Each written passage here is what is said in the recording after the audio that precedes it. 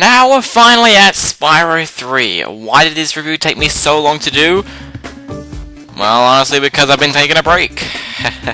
I know you guys have been waiting for me and constantly asking, when's your next Let's Tackle? When's your next Let's Tackle? So I won't make you wait longer. Let's begin our review for Spyro 3.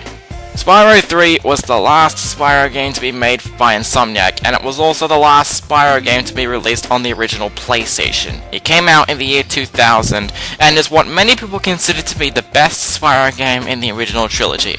And what do I think? I think some fans are overreacting a little bit. Look, let me make one thing clear. I don't think Spyro 3 is a bad game. It's a good game, but I just think there were some bits that people may have overlooked and maybe they should look a little closer. So what are those problems I have? Well, let's take a look at the story first off, and then we'll talk about those problems later in the review. The story this time around is that a sorceress and her assistant Bianca has taken all of the dragon eggs from the dragon realm, and now Spyro and Hunter have to embark on a journey to find all of the dragon eggs. There's 150 dragon eggs in total. That is a crap ton of dragon eggs, even more than the orbs from Spyro 2. But now the story's out of the way, you embark on your journey to try and find all the dragon eggs and defeat the sorceress and save the day, just like the original Spyro 1 and 2, so yeah. Now, I don't have too much to say about the controls, since they're exactly the same as Spyro 2. But you know what's even better? The levels are much bigger than last time, and I have to say, because of that, the levels are so much fun to play in this game. There's so much to explore. You want to find all the dragon eggs, there's bigger and better enemies in your way, and you're just trying to find your way through the level and trying to find all the mini-games and just have a ton of fun in these levels. Of course, what really helps in these levels is the way they look. The levels are greatly designed in this game. In fact, this is probably the best looking Spyro game I've ever played on the PS1, if not the best looking game on the original PlayStation as well. Music was also improved in this game. It was still composed by Stuart Copeland, except he was now joined by another composer who unfortunately I don't know his name, but he helped compose some of the tracks in this game. In fact, he actually composed the track for Fireworks Factory, the fan favorite track for every Spyro 3 fan. So the music in this game sounds very, very upbeat, but there's also times where the music sounds a little bit exactly the same like the original Spyro games, so I'm glad that's around too. In fact, here's a fun fact to you all.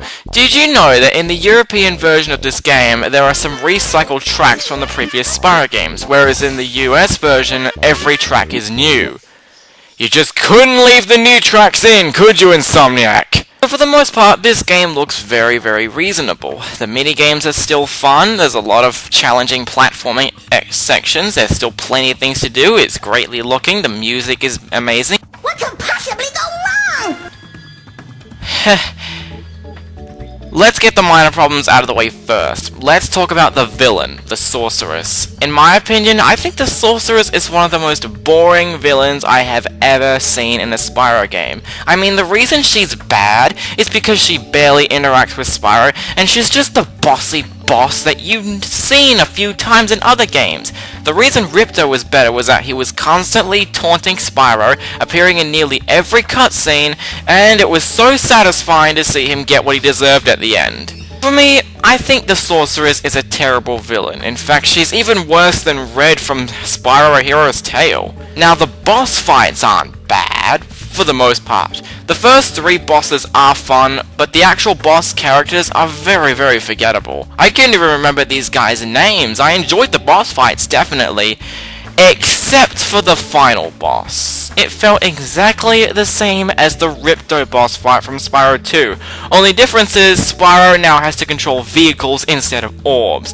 Let me just say, the vehicles in this game control a little bit clunky. Now, of course, there's this vehicle which controls fine, but the UFO and this thing control crap. And what's even worse is that you never use these throughout the game until this boss fight. What's the point of introducing a vehicle if you didn't introduce it earlier on? But probably my biggest problem with this game, and I know this is gonna piss a lot of people off, but 5 extra playable characters? Yeah, this game was given 5 extra playable characters. Now we're gonna go each of the characters and I'll decide which one's the best and which one's the worst. You unlock these characters by paying that douchebag money bags. In fact, in this game, he's become even more of an asshole. In fact, he's become so douchey that I think there's actually a lot of ways you can actually skip past his areas so you don't have to pay him. Nice job, Insomniac, but I just wish you guys would actually show us. First, let's talk about Sheila. She's a kangaroo, and she runs around very fast. Of course, the big thing about her is that she can't breathe fire, but instead, she kicks with her feet. And she can also jump really high, like a kangaroo should. I'll admit, I heard there were some people that had problems with Sheila, but honestly, I think she's a fun character. She moves around very athletically, and I do love jumping so high, but people say that she jumps so high and she stops. Well, what else do you expect? She's a kangaroo. She has time to slow down. I mean, how would that feel? The only problem I have with Sheila is that it's kind of hard to actually hit an enemy since you're moving so fast. But honestly, that's just a nitpick. Next, let's talk about Sergeant Bird. He's a penguin, and he can fly, which of course makes no sense, because penguins can't fly, but it's just a cartoon video game, so I'm just gonna accept it. He also has rockets on his back, and you can fire it at enemies, which is actually a lot of fun. Here's another thing I noticed. In the European version, Sergeant Bird's rockets don't lock on, but in the US version, they do. Why do you keep changing things around for the European version of this game, Insomniac? You just couldn't keep it in, could you? Of course, since he can fly, you can traverse through bigger areas, but here's the problem. The flying controls feel a little slippery, and it's not always a problem, but the majority of the time you're gonna get hit by something that you can't exactly slow down in time to. Next up is Bentley the Yeti. Now, a lot of people say that Bentley is the worst character in this game, but honestly, I don't mind him too much. I mean, yeah, he does control slowly, but I like some of his stages.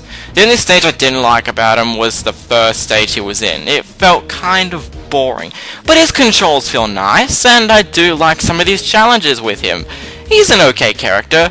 The character I hate the most, though, is Agent 9. This guy is so annoying. His voice sounds a little bit annoying in my opinion, but the most annoying thing about him, the actual gameplay. In fact, this gameplay kind of reminds me of Ratchet & Clank. And to be perfectly frank here, guys, I actually think this game was more like a prototype to Ratchet & Clank. The reason I hate Agent 9 so much is because it tries to be like Ratchet & Clank, but it just controls a little bit slippery. And I'm not a noob, but I died a lot of times during this stage. I mean, there's so many things to avoid in these areas, and Agent 9 controls a little bit clunky in my opinion. So unfortunately, Agent 9 is probably my least favorite of the bunch. Then next up is Sparks, who has top-down shooting levels. The only problem with those levels is that they're extremely boring. Yeah, there's a lot of things to shoot, but that's about it. Yeah, you still collect gems, and you get butterflies, and they give you magical powers, but aside from that, that's all you can pretty much do in these areas, and to be honest, they're not that fun. I suppose I should also bring up the speedways again. The speedways in this game are amazing. I mean, they're even better than the ones in Spyro 2. There's more things for you to do this time. You still race, you still go through all those things and try to break everything. Yeah, and there's also a challenge which comes in the form of races, except those other challenges are now played by Hunter, who I actually forgot to mention as an extra playable character because, I don't know, because I completely forgot about him. Hunter is playable in all 4 of the speedways, and for some reason he may have a small grudge against UFO sheep. I don't understand what's going on here. So to wrap things up, is Spyro 3 a good game? Yeah, it is a good game. There's a lot of good things about this game. Spyro controls fun, there's a lot of fun mini-games, but mostly with Spyro. The speedways are amazing, the game looks great, the music is fantastic, and I think that's enough to save this game from being terrible. Like I said, the problems I have with this game is that 5 extra playable characters was a little bit too much, 2 would have been nice, and those 2 should have been the characters I like the most, like Sheila, or Sergeant Bird, or Bentley, or whatever. I just think there should have been at least 2 or 3. Maybe settle for 2. Like I said, the boss fights are fun, but the actual characters are so forgettable. And also one thing I forgot to bring up, the enemy variety in this game is a little bit dull. You're mostly fighting Rhinox, and I like the enemy variety in Spyro 2. But again, wrapping things up, I'm gonna give Spyro 3 a 7 out of 10. It's not the best Spyro game in the original trilogy, but I certainly like this game a lot.